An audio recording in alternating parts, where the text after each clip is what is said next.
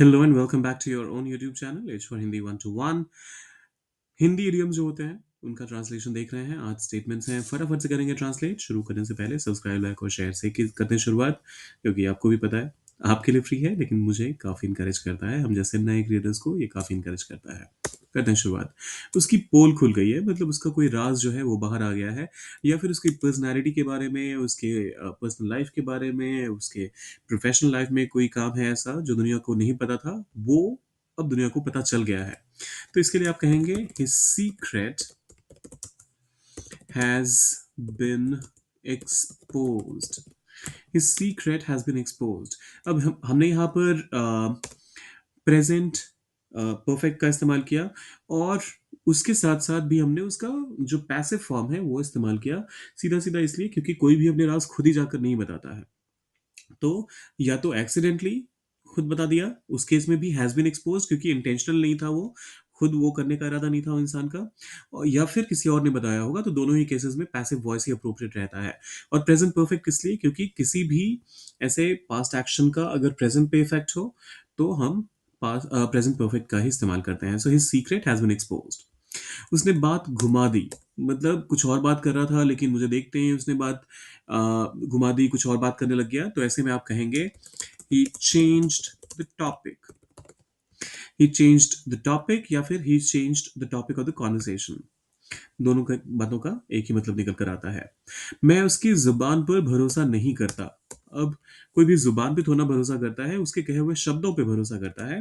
तो आप कहेंगे trust I don't trust him, या फिर I don't trust his words. दोनों ही सही हैं, आपकी मर्जी है। आप इनमें से कोई सा भी इस्तेमाल कर सकते हैं। आई डोंट ट्रस्ट हिम का मतलब तो होता है कि आप इन जनरल भरोसा नहीं करते, लेकिन उसकी कही हुई बातों पर भरोसा नहीं करते, वो कहने के लिए आप I don't trust his words का इस्तेमाल करेंगे, तभी वो मैसेज कन्वे होगा। उसने अपनी अकल का सही इस्तेमाल किया। अब इसे कैसे ट्रांसलेट करेंगे? ही यूज्ड हिज इंटेलिजेंस। ही यूज्ड हिज इंटेलिजेंस, और सही इस्तेमाल के लिए आप कह सकते हैं वाइजली। ही यूज्ड हिज इंटेलिजेंस वाइजली। वह मेरी बात काट रहा था। अब बात कोई लिटरली थोड़ा ना काटता है, इंटरप्शन कोई तो बात काटना कहते हैं। सो काट रहा था पास्ट की बात है। So he was interrupting me. He was interrupting me. फिर आता है उसकी बात में मुझे कोई वजन नजर नहीं आया, मतलब उसकी बात बस ऐसे ही हल्की लग रही थी। सो इसके लिए आप कहेंगे his words didn't convince me। his words didn't convince me और his words didn't seem convincing to me। दोनों ही तरीके हो सकते हैं। आप अल्टीमेटली यही कहना चाहते हैं कि जो बात थी बस ऐसे ही थी फालतू की, उससे मैं कन्विंस नहीं हुआ, मैं प्रभावित नहीं हुआ, या फिर मुझे उसमें कोई कॉन्फिडेंस नहीं आया। उसने मेरी हर उम्मीद पर पानी फेर दिया। अब कोई पानी कैसे फेरेगा, पानी लेकर थोड़ा ना। सो इसके लिए आप कहेंगे he dashed my hopes। he dashed my hopes।